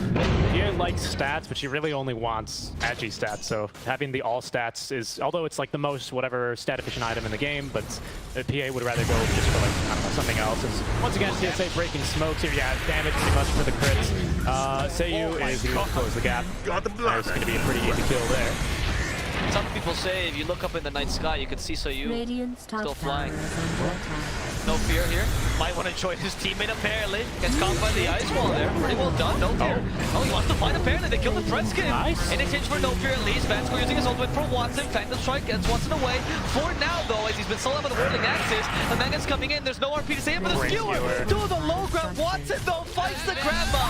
Don't bring a knife to a gunfight as the poor man dies together with the Magnus Limitless, having to sacrifice himself as well just for a dead PA and Dendi stuck in the ice shards. He might need a final victim. Yes, Astral Step in a second, but he doesn't have time to use it. They'll ensure that Dendi also falls to the might of Team Empire. Yeah, that was another bait by No Fear. I don't know if you caught that. He ends up dying, but he dies. Okay. The pause. Mouse. the quintuple tip. And I'll was tell you, 100% a cry break. We get it. No fear. It's no big deal. I'll tell you why. I'll tell you why they actually ended up tipping him there. Let me just cut this replay here of because the of the fight bait that he made. That was impressive. Yeah, and it was actually from the Centaur Conqueror here. Keep your eyes on this little Centaur Conqueror who's just about to enter the screen from the bottom right here. He's just attack moving here. There's No Fear. There he goes. No Fear playing the possum here. Well, he's about to play possum here. Gets lifted in the tornado, but there's going to be the stomp, and that's what allows him to turn and actually get the kill onto the RP because we had just used it top lane to try and probably still kind of happy with that. Unfortunately, it just turns into a terrible fight because Team Empire, they were prepping to invade the jungle anyway. Sorry, invade the triangle, I should specify. So they didn't have an ulti. Their Static Storm was ready, but not a great chance to use it there. There was no RP because we had just used it top lane to try and kill Petushara, which didn't end up working. So even though the skewer was really nice and the follow-up kill was there, at least onto 2, it still actually ends up turning into a full team wipe in favor of Team Empire. Yeah, I think that Empire understood their timing's better, even if the mechanics by bait were really solid. Like, I agree with you, that was a really impressive bait, now that I say it again. But at the same time, because your PA is just not ready to fight yet compared to the Troll, who's pretty much good to go, honestly, even though he only has Battle Fury. Trolls are naturally strong. PA, she did rush the Desolator this game, of course, because she has a Magnus, so actually not under farm, but until you get BKB, you're a bit too vulnerable, as we saw there. Everything can just kill this woman. So I think Empire understood that better. Well played still by bait, but Empire gets a little bit of a lead with that, and that will enable the Troll to get his next item. Once he gets SNY, I imagine we're going to see a Smiley Knight playing much more. Yeah, definitely. And as much as I love the play from No Fear, especially as this little storyline, the lore continues to develop, as I like to call it, live in this match. You know, we've had the question mark, the all chat question mark, the quintuple tip after the immediate pause, you know. I don't think it's really what bait needs to be doing right now. It's like fighting, especially with PA. I think everyone else fighting, especially Dendi, who wants to fight going for the Yule Scepter, right? That makes a lot of sense. If he had gone Ags first, maybe he's not interested in fighting, as No Fear yet again is baiting, this time without the PA nearby. Smiley Knight's going to kick him off. Immediately just takes the free kill here onto the Enchantress. There come the voice lines immediately. Seiyu though looking for more as he ends up getting glimpsed back after using the snowball first, but TSA is going to be shot down by the little shredder. So 2 deaths here for bait. Again, and the reason I don't really think they need to be doing this is because I feel like they're playing into the tempo that Team Empire wants right now. I don't really know why they want to fight there regardless, because they were fighting without Mag, fighting next to an enemy tier 1 tower when you've already lost yours, as Petushara is being a bit annoying versus Magnus. There's no backup here though, so Mag is going to be easily able to leave. I mean, that's fine at least for Pate, right? They're cookie. just at least forcing enemy fights and still giving space to the PA, Yeah. to the PA, right? I mean, True. I guess as long as your Pate comes online, you're not too worried about this with Bait, because you do acknowledge that team fight, or like the window for Empire is what, minute 20 to 30, when they're definitely going to be stronger than you, and then PA comes online and no longer is that window open for you. You can still fight in the late game, mind you. The game is not immediately over, but then PA comes online and there's no longer a stronger draft on Empire side. Bait can withstand those 10 minutes of hell, which is going to be 10 minutes. I think they should be fine. They have good team Agreed. fight to do so. Agreed. I completely agree. Petrishar, he's going to be pushing waves here, cutting waves, pun intended there, until he does get level 15, and then he's going to run at enemies. They're going to try again to kill him. He walks actually into the 8th remnant, doing him a bit of a favor, but the kinetic field is not set up in time. He's going to be glimpsed back in, but a nicely timed Timber Chain is going to get him away. Petrishar, man, back on the J178 days, before the days of the Rona, was not going to go to the ESL LA major. That unfortunately never happened. Hold that thought. Mid lane, Magnus is in trouble, he's gonna die. But he's very well known for the Centaur, but also he commends respect on the Timber Saw in case it's not a It's a really good Timber game. He understands exactly where to draw the line this game. And they just don't, I mean, to be honest, it's a really good Timber game. They have no magical Timber. The best thing they have is really the Void Spirit, and to be honest, he has a decent amount of magical burst, but not for a 2S tank. Yeah, I don't believe he's gone for the build. If he wants to kill Timber Saw, he wants to go Orchid or Ags, right? Yeah, To get the which silences. he does go for the Axe now, but it's still very difficult. I think actually you need Shard, to be honest, is one of them. The Shard gives you a bunch more damage on the sim. Maybe in a Veil on this team, it's just so difficult. Dire's bottom Your best bet is to tower honestly ignore him. If he's the last hero on the team fight, he's not going to do much. Once PA has BKB, you won't really need to care about him. He can't burst your supports that easily. Maybe Enchanters. Dendy's under reward here. He's used both Astral Steps already. They're going to try again for Timber. No? Okay. Yes. Oh, Okay, they're going to RVE him. All right, they're going to get him. There we go. This time he was a bit too aggressive. PA with plenty of damage now. 3 Mythalmore Hammers total on her. 2 in the Desolator, of course, and especially with the Empower now maxed here, so level 4 is significant damage. So Timber, you're tanky, especially to physical damage, but not really to a 4v1 like that. Yeah, exactly. The Timber has a limitation, right? And now with Lotus Orb, it'll help him against physical damage a bit more, right? Also, it's well useful, but as the game progresses, the PA should be able to kill you, right? That's why I don't think it's that big a threat. It's important for the early game space he made. He's done his role, and he's performed his job really adamantly, but there's really a point where he falls off. That's just the nature. Very true. Yeah.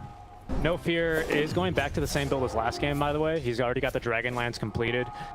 So he's just looking to be more early damage, and I'm not against it, to be honest, because if he tries to play, well, one, obviously he's not going to go for the mech, considering Limitless already has one, but if he even wanted to play that style, it's a terrible game to do it, because we've got no lack of magic damage. Timber kills you instantly, Troll kills you instantly, Invoker just completely owns you, so at least he's like trying to do something this game, and I commend him for that. It's not going to be easy, because again, he dies to literally everything, especially after the all chat question mark. I think there's a big target on this deer, but you know, he should be able to do some damage at least with this item. I don't love this game. I didn't go for. Oh wait, actually, there's a fight coming happening. Yes, he has Static Storm. He's to use it immediately if he wants to use it. He doesn't want to use it apparently. As Dendy does TP in. I don't think this is a fight you want to take though, Bait. No, yeah, But to Shara. He did catch Watson, had the BKB available. Watson with those Phantom Strikes. The Magnus walks in though. He didn't get the memo. Limitless. He wasn't aware his team was going to leave. Nice little play there with the Ironwood tree there by Petushara to guarantee the kill on Magnus. Okay, not great here. I'm actually going to say, by the way, that on the Enchanters, I'd love to see Soak the rest of this game, particularly because I've got a Strike build. I feel like everything with PA, this game is much more valuable than last one. Last one, okay, it's a nice build. This game, it's hard to understand why you'd rather have your own damage when you're kind of food for the Timber compared to letting the PA destroy what seems to be your game plan. Yeah, that's a very fair point you bring up, and I think No Fear, he's going to double down, so, you know, again, I'm going to commend him for this, because he's not at least doing halfsies, which doesn't really lead you to do, you know, good at anything. I think Dota, you got to be, I think you got to go all out in Dota, because if you don't, then there's other heroes that do your job better. Nice, Static Storm. Got Aegis. He does not. That's Aegis though, yeah. Aegis, I mean, that's Aegis have 2 minutes left on it. I guess if they leave in time and they don't lose anyone, it's a decent win for Bait. Tushara wants to, of course, follow this up. They still have an RP. Using it just for the Timber seems like a waste, but the Magnus also in trouble. Has a mech still to heal back up, but with the Spirit that's only 1 heal, 2 1. That's why he's waiting for it. He has to use it towards the end. Not going to be enough healing. That's going to be Limitless dying.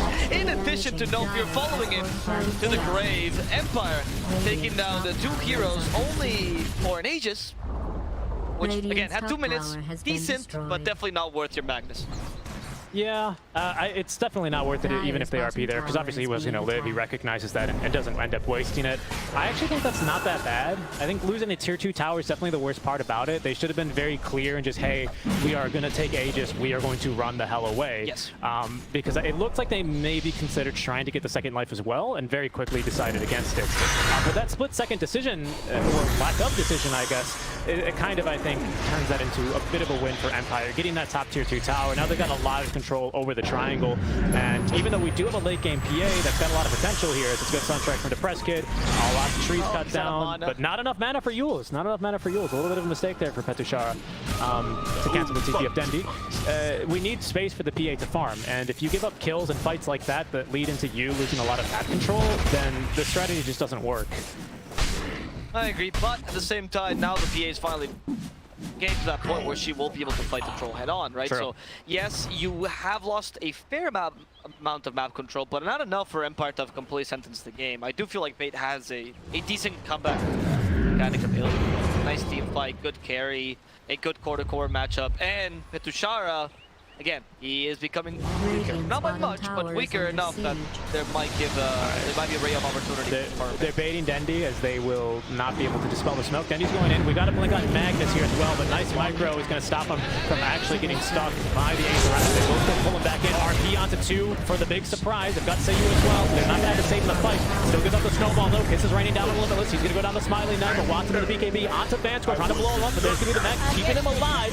Smiley Knight and Petushara both trying to focus on Watson, who's going to blink strike on over to Dendi. Phantom Strike, pardon me. Glimpse is going to be used onto the Timbersaw to send him on back, but another Phantom Strike gets Watson into the river, trying to maybe crit down Seiyu, who's trying to hold him down here. Snowball incoming now. Dendi from the side, completely out of, well, actually has good spells and mobility. Watson continuing to try and run it. Seiyu nearly getting chunked there by the impetus shot of No Fear. Another Phantom Strike over to the mid lane for Watson. Does clear him out of trouble, is now perhaps Petushara in the line of fire, but can they kill him is the question, Abo. It seems like they've finally learned his mouse. Mouse? Voice. That was kind of insane, actually, by Watson, though. What a play! Like, I mean, not just see, TeamSpeak. These are true Dota players, not using Discord like the Zoom. They're true Dota players. I was gonna say that's an incredible fight by Watson, but I gotta commend Dendi as well, or not just Dendi, but the whole team, because they stayed always in enough range of Watson so he could Phantom Strike to them. Very low cooldown spell, and they had a hard time catching up to Watson because of that positioning by them. I think the RP was fine, honestly, sacrificing your Magnus, which went for a full initiation and utility build, for an Invoker who went a bit more into an impactful build. Seems completely fair to Watson me. really highlighting the strength trade. of a BKB You're giving space here. to the PA, who's soon to get a Basher, which will make killing the Snapfire, for example, or the Tusk, or whatever, easier. I like that fight by Bait. I think it's a solid fight. Empire, they need to win the next fight if they want to keep their lead. Yeah, I agree with you. Watson really highlighting the strength of a BKB here, especially when they do kind of lack a BKB piercing catch. Really, it's going to be up to the Troll eventually to get a Basher or something online, but even that's going to be delayed because if he wants to kill PA, he's going to have to get that Monkey King bar first, so as we can see that queued up already. So it's not going to be straight into the Basher. Pardon me, like I think Smiley Knight would like to usually build on the Troll Warlord for the independent catch. So yeah, a good fight from Bates. Nice job on the position from Phantom Strike. Seiyu buys back as well for that, so it's a 3 for 1. Sorry, pardon me. In exchange for only the Magnus. Exactly. I think that's the kind of plays that honestly Limitless should be making. As long as you can find the Invoker, sacrifice yourself, it's fine. It really isn't that big a deal. Because of the space that you're also giving Dendi here. And the MKB is a fine item for Troll. I don't think he's too sad about DBs for this item, but compared to other heroes, right? You get an MKB. Definitely, yeah. That said, though, you're right about Radiant's that. This would not be the bottom usual tower build. has It's really just a deal with PA, and the PA with Basher should be able to kill almost everyone except for Timber, maybe. Still godlike. Yeah, we need probably 2 ultimates at least for Timbersaw to kill him. So, which is really just the 2 of them, right? Static Storm and RP is not really much of an ultimate. I guess maybe if Dendi gets both Astral Steps out, he's got a chance, but it's very hopeful. They really need some big ultis, big lockdown on Timber, or just ignore him like they did in that fight. You know, one thing Watson could consider, unless he gets caught out here, that's a big AB, so he can still run now. Water Sponge for now. RP to cover him. They want to counter Nishi with this BKB, and they go to you first. Then a snowball lost. Skewer to prevent a troll. Trying to storm the control. But then Field not going to come out until later. Smiling at already has BKB. They're trying to kite him for now as DSA gets rid of Pitushara in the backlines. Watson does finish up the support, but he might die himself to Spirit Vessel. Needs to blur to survive. Depresskid tries to get Sunstrike. Watson goes the right way actually. But his TP's on cooldown. They just want to give him more time so he can survive. Dendi doing the same thing with Smiling Knight. Thanks to the Astral Step, he's gonna live for now as Watson finds Depresskid. Depresskid knows the Cold Snap. Watson can't do much, just attack him, but has no lifesteal to help him. So that's gonna be Watson falling in the end to Depresskid as Dendi did all of this dancing for nothing. Poor Watson still died. They gave him as much space as possible, but he was caught in a really difficult position there. Yeah, unfortunately, he thought about running into these trees, but there was a dire creep wave in the way, so he couldn't have just done that because obviously the blur would have been broken. Really, really good catch from Smiley Knight, or sorry, from Depresskid, who very quickly realized that, well, he can't be in the river because we'd scout him with the ward. Must have gone somewhere in this general area. Yeah. Almost hit him with a Sunstrike as well. That was incredible. Yeah, really nicely done. And of course, shout out to Dendi, who just takes Smiley Knight for a walk. He took him like all the way over here. It was awful. Like, I think if Watson had chosen not to fight... Oh, what is... Timber is going crazy. I thought if Watson just chose to retreat immediately, that would have worked for them, you know? And like, even if Watson had chosen to go just the straight way, essentially, with while the BKB was kind of still active, it would have worked fine. But they saw the opportunity with a great RP by Limitless. I think they went for it, and that was just not the right call, whoever made it in the team, right? Because it was so difficult to get Watson out, despite how well they played that fight. Again, good tactic, or sorry, good mechanics, but the tactic better for Empire. Yeah, I think they were sorely disappointed not to find any big crits in those first 3 auto attacks he had into the RP. Oh, okay, that was an aggressive Yule Scepter. That was an aggressive Yule's. Who was that? Was that from Dendi? Yeah. I mean, I think it should be Yules into Ether Remnant and then the Skewer, or the Skewer after the Yules. That was a weird play by the Skewer. A bit too hasty. I mean, Limitless is relatively new to playing at this level of competitive, so it's possible. They haven't honed these kind of communication skills. It's fine. They will get better if they stay with the roster, please. Double smoke. Okay, they get 8 crits. They can commit the RP. Worth it if they kill Represskid. Use the BKB to finish him off. The snowball saves him. He's a static storm. Not going to kill as well, but his BKB will save him. Oh, the cookie up top of that. Represskid's alive. The Invoker didn't fall. Now the counter initiates onto Watson, who can't get away with a Phantom Strike. They can catch up to him relatively easily. The Yule Scepter used with a Sunstrike. The vengeance comes with a punch here from Depresskid, killing off his aggressor. TSA in a similar position will also fall. Empire. Wow, what a play there, honestly. Getting away with Invoker, just literally a sliver of his life. Set you on the Tusk.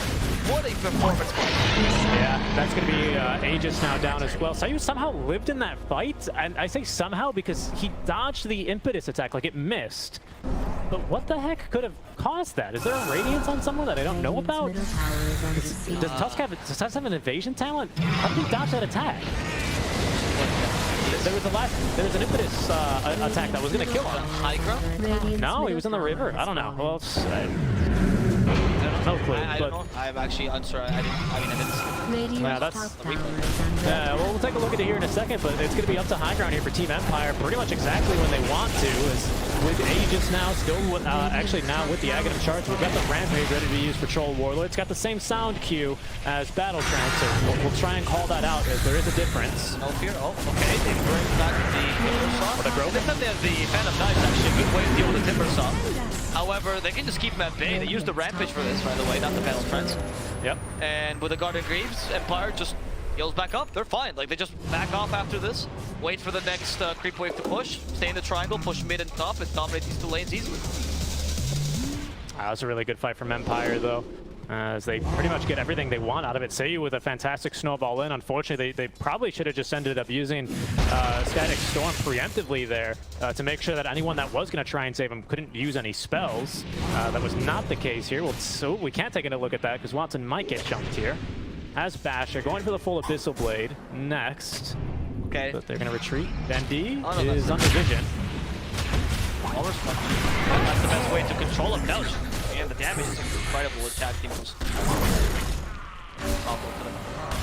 The troll being the PA by a solid 6k far makes it really difficult for this quarter-core match. Even if I would usually favor PA, on it there's a whole, what, item and a half difference, honestly? Yeah. And Alacrity, and Solar Crest, which again, they did not build. We've got the important item as well, Patroller, specifically with that 6k, right? It's the NKB, which makes PA's game very difficult to play. Smiling Knight gets the 2-3 tower, half the HP of the melee barracks before having to reset for another wave. They've got wards here on the low ground, so Bates have vision on Empire, but Empire also have got good wards on the high ground of Bates. Blink and RP is ready. Dendi's back in 10 seconds, as Troll was a little bit hesitant to push up himself, so we'll send Petushara up front first. Good to utilize. He's going to be screwed underneath the tier 4 towers into a static storm. Is this enough of a damage, though? Watson ready to go, but the Summoner Bind with a bit more time. There's the Brave out from the Fan of Knives. Cookie is going to stun up No Fear as well. Chop him onto him. Not enough damage for him to die, but there's going to be Troll with the splash damage actually getting the kill onto No Fear. This is now raining down to cover the retreat, but there's now a glimpse onto Smiling Knight. Agnum Scepter for Dendi. He's going to bounce at 1, but he does have now the RP. Catching 3, but there's no follow-up damage immediately. Locking down Van Score.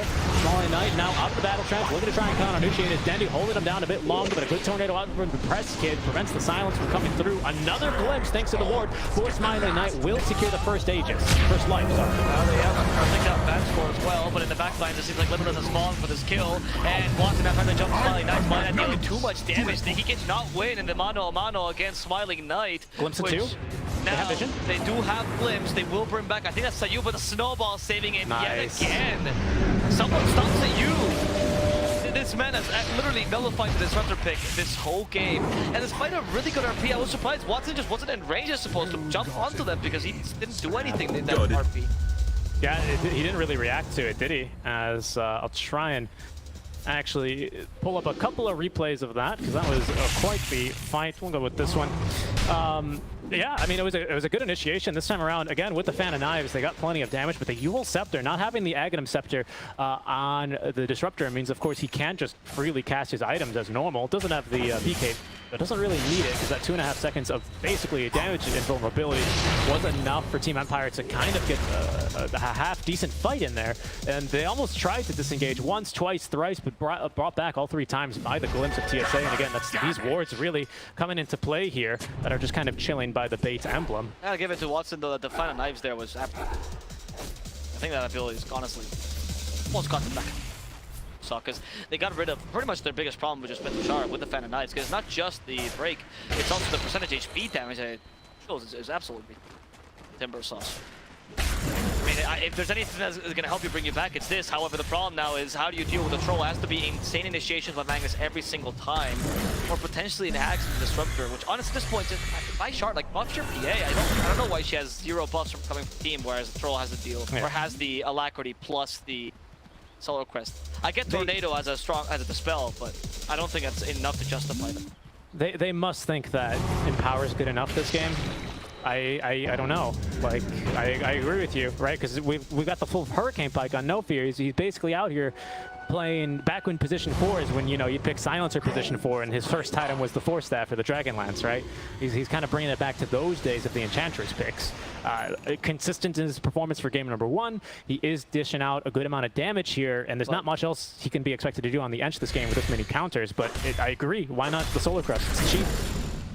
I feel like you should be much more utility. Like this Enchantress helps you if you're winning, it can help you if you're farm. And at this point, like No Fear feels like he's stuck and he can't do much because what does he do? You know, he can't build up into further items. Yes, he provides some damage, but as you said, this damage is once you get the Act. That whole combo allows the Enchantress to live. But just the Hurricane Pike compared to the impact of a Solar. So, when first game I thought it was a good idea. The inflexibility in this game I not love by No Fear, especially when you have a much better.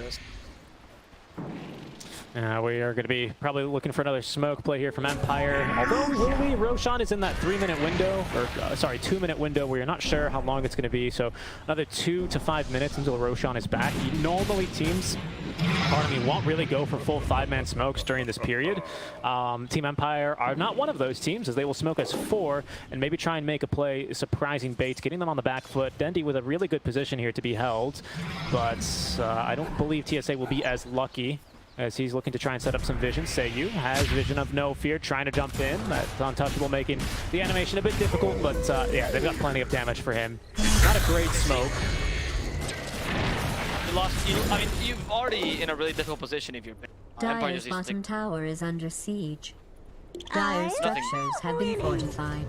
Unless they can see a Magnus here for free. Oops. Okay, Tusk has the snowball, obviously. Complete. They use the Rampage.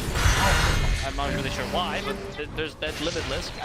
Cut the lane, you could argue. Yeah, space. It's space for Watson, who's queued up 4 Divine Rapiers, because that's kind of what they need to get back into this game at this stage. Down 23k. They just need damage. Absolutely. They just need damage, and they need to get lucky on these crits, and they need Watson to capitalize off of the pretty good RPs that Limitless has been able to get these games.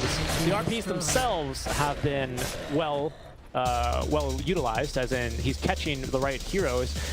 The question is, are Bait all on the same page about when this RP is going to happen, who to target, is Watson in range, etc., etc.? That seems to me more the issue, but actually, Limitless without buyback is not going to be around here to defend these barracks. Well, they're Radiant's trying bottom to tower is being tapped. break the tier 3 Dire's first here. courier In has the bottom fallen. lane. And Radiant's without bottom Limitless, and tower actually has without fallen. Watson as well, that's going to be maybe. Radiant's bottom Yeah, barracks it's going to be megas for Radiant's sure, but that's bottom Divine barracks Rapier now for the has fallen. PA, so it's something. Radiant's bottom barracks has been Dire has spawned. Okay, that's the last objective. Like, they don't need to wait for anything any longer. The Makers will do the job for them. Now, Dire's cutting lanes is structures super have been difficult. I was going to fortified. suggest the PA Axe maybe, you know, because that would help you cut lanes, but not anymore. Not with Makers. Dire's middle tower Not is with under Megas, attack. absolutely. And I feel like not with the amount of jump they have, Invoker could just kind of ghost walk up to you. Went for Shiba's. He's going to be going for the Sheepstick next, though, and I think that's going to be the killing blow here to Bait if it doesn't happen off of a team fight. They do find themselves now on the back foot. Second Roshan, going to be taking a little while to respawn, just 1 more minute necessary. We'll have Aegis, of course, Cheese, and that Aghanim's Shard, if I'm not mistaken. Or is this third Roche? This is third Roche, thank you. Oh, no. Down low. The Troll Warlord can go in, snowball. And yeah, here's the Battle Tracks. Wants to survive this. Wants actually dealt a fair amount of damage here. Okay, the Makers are pushing into the base. And Limitless is well in here with an odd skewer. I guess trying to get some more space for his team. But that didn't work out. He just Radiant's lost his middle life there, tower is Limitless. under siege. Yeah, Seiyu is literally winning them this game. That was a game-saving, not really game-winning, but a game-saving snowball. Smiling Knights gets the time, not being perma-stunned, to actually activate the BKB, and then just Battle Trance and completely turn that one on its head. Now they're just going to wait for Roche, which is up in 10 seconds. Aegis, Cheese, and either a Refresher Shard or an Aghanim's Blessing. I think Ag's Blessing, and the game's just over. Troll's going to be way too damn strong with that Dispel. Double check that I'm on. Watson's trying to snipe Vansco, but he's got a Ghost Scepter. That's Divine Rapier that's been scouted. There's no BKB for 25 seconds. He's just Okay, perma-dashed and dead. That should be GG, as they call it. And there's the tip on a no fear. No way to finish the game. I'm not sure about that game, honestly. I think that, I mean, the ending was very anticlimactic in general for Fate, but it's kind of what I